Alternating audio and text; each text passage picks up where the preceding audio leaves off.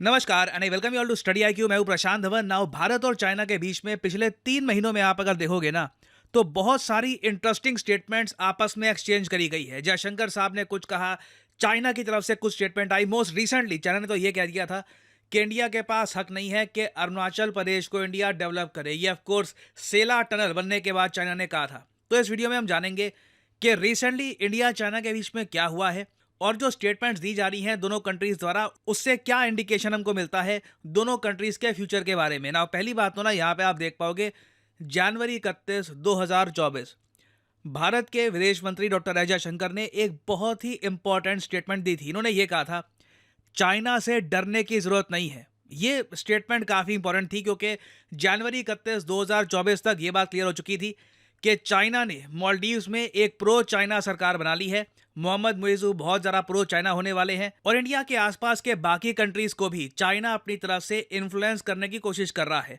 और ये बोलना बहुत ही इंपॉर्टेंट है कि चाइना से डरने की आवश्यकता नहीं है, क्योंकि चाइना के पास सिंपली ज़्यादा बड़ी इकोनॉमी है, फाइनेंशियल पावर ज़्यादा है। तो इसलिए कैटेगोरिकली जयशंकर साहब ने ये कहा था। Think this idea that somewhere neighbors are turning against us, uh, we are failing.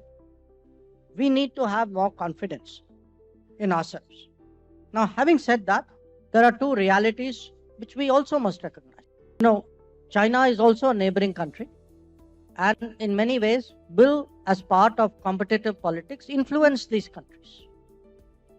I don't think we should be scared of China.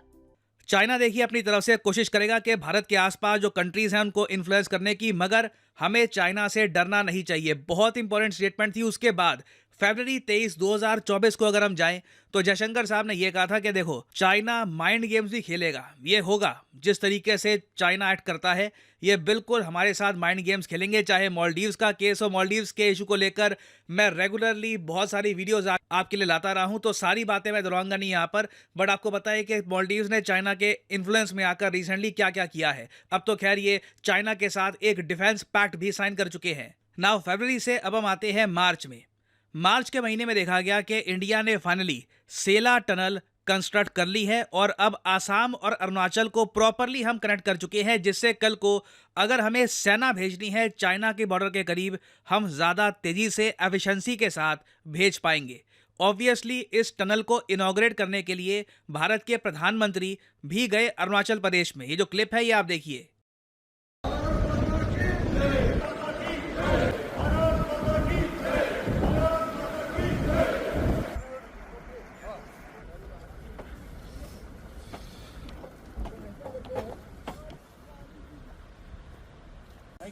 ना यहाँ पर आपने देखा member of parliament Arunachal Pradesh से आज के समय मिनिस्टर भी हैं किरण रिजिजू जी, ये किस तरीके से सेलिब्रेट कर रहे थे सेला टनल की कंस्ट्रक्शन और इसका इनॉग्रेशन। और पीएम मोदी भी यहाँ पर प्रॉपरली व्यू कर रहे हैं कि किस तरीके से इस टनल को कंस्ट्रक्ट किया गया।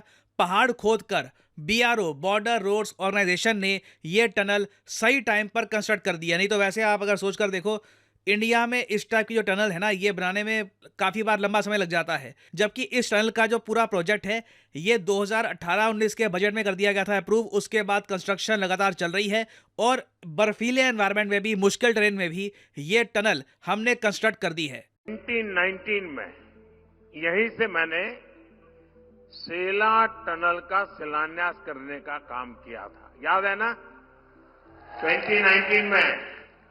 और आज क्या हुआ? बन गया कि नहीं बन गया? बन गया कि नहीं बन गया?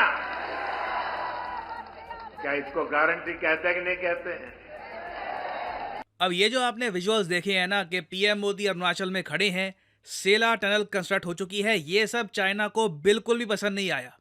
जियोपॉलिटिकली आप कह सकते हैं इंडिया के आसपास उनको कुछ एडवांटेज मिला है, मगर सेला टनल एक काफ़ी बड़ा सेटबैक है चाइना के ग्रैंड प्लान्स के सामने। क्योंकि सेला टनल से देखो, इंडिया को ऑप्शन ये मिलती है कि हम रैपिडली बहुत सारी आर्टिलरी गन्स, आपको पता होगा हमने बहुत सारी परचेज करी है, खुद ही मैन्युफैक्चर कर रहे हैं।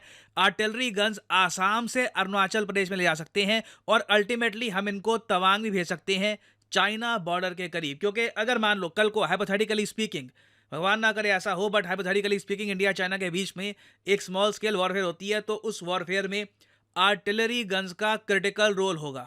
आर्टिलरी गन्स इंपॉर्टेंट होती हैं माउंटेनियस वॉरफेयर में। और ये इंडिया चाइना के बॉर्डर के आसपास का जो ये इलाका है ना, यहाँ पे पहाड़ है। यहाँ पे कॉन्स्टेंटली जो जितनी शेलिंग करेगा, जिसके पास जितनी आर्टिलरी होगी, अपर हैंड उसका रहने वाला है। तो इंडिया को देखिए एक बहुत ही बड़ा एडवांटेज मिलता है सेला टनल से, और इसलिए चाइना ने ऑब्जेक्शन भी करनी स्टार्ट कर दी थी। ये कहना स्टार्ट कर दिया था इनके हिसाब से, जो इनकी इन्होंने लैंग्वेज यूज़ करी है, कि इंडिया के पास कोई अधिकार नहीं है अरुणाचल प्रदेश को डेवलप करने का। ये लाइन काफ़ी अजीब थी। अरुणाचल प्रदेश के लोग भी अजीब फील कर रहे थे, इंटरनेशनल कम्युनिटी में भी लोगों ने कहा कि काफ़ी अजीब तरीके से, बहुत ही कैजुअल तरीका है ऑब्जेक्शन करने का। बट क्लियरली चाइना यहाँ पे फ्रस्ट्रेटेड था। उनको उम्मीद थी नहीं कि अब इंडिया एक प्रॉपर प्लानिंग के साथ, एक प्रॉपर शेड्यूल के साथ आगे बढ़ेगा, और जो भी इंपॉर्टेंट इंफ्रास्ट्रक्चर है चाइना के बॉर्डर के आसपास, इसको हम रैपिडली कंस्ट्रक्ट करेंगे।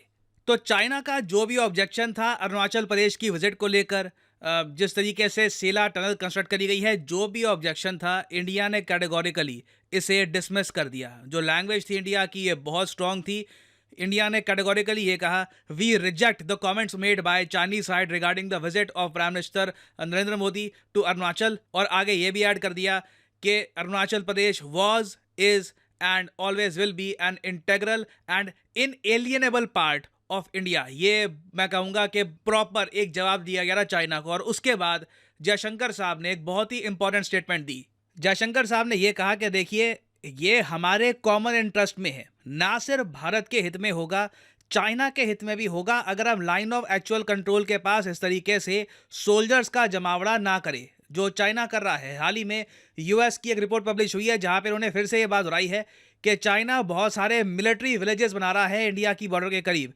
तो मतलब देखो, ना सिर्फ चाइना ने अपने सोल्जर्स डिप्लॉय कर दिए हैं, ये मिलिट्री विलेजेस इंश्योर करेंगे कि ये सोल्जर्स लंबे समय तक, मतलब साल के 365 दिन, हमेशा कुछ ना कुछ डिप्लॉयमेंट बनाकर रखे इंडिया की बॉर्डर के करीब, जिससे चाइना को हमेशा कुछ ना कुछ ऑप्शंस मिले। और याद रखिएगा, मैं इससे पहले एक वीडियो बना चुका हूँ जहाँ पे मैंने आपको बताया था कि यूके का जो सबसे पुराना थिंक टैंक है, मिलिट्री थिंक टैंक, उन्होंने ये बात प्रेडिक्ट भी करी है कि 2025-2030 के बीच में चाइना हो सकता है कि एक अटैक भी करे इंडिया को। प्राइमरली इसका रीज़न होगा चाइना की इनसिक्योरिटी कश्गार रीजन को लेकर। तो जयशंकर साहब की जो स्टेटमेंट है ना, ये आप कह लीजिए एक अपील थी चाइना को कि आप थोड़ा सा कॉमन सेंस का यूज़ करिए। ना हमारे हित में है इस तरीके से मिलिट्री बिल्डअप करना, ना आपके हित में है। ना चाइना ये बात समझ पाता है, नहीं समझ पाता, ये देखना होगा। मोस्ट प्रॉब्ली सेला टनल बिल्ड होने के बाद चाइना की इनसिक्योरिटी बढ़ने ही वाली है, और ये कंट्री इवेंचुअली अपना जो डिफेंस बजट है ये बढ़ाता ही जाएगा। अभी रिसेंटली भी आपने देखा होगा, चाइना ने जो अपना डिफेंस बजट है ये बढ़ा दिया है, और चाइना इंटरनली इस बात को लेकर बहुत ज़्यादा चिंतित होगा कि जब इवेंचुअली ये ताइवान पे अटैक करेंगे, तब उस वक्त इंडिया के साथ जो इनकी बॉर्डर है ये कमज़ोर ना पड़ जाए। ये बहुत ही बड़ा कंसर्न है चाइना के लिए।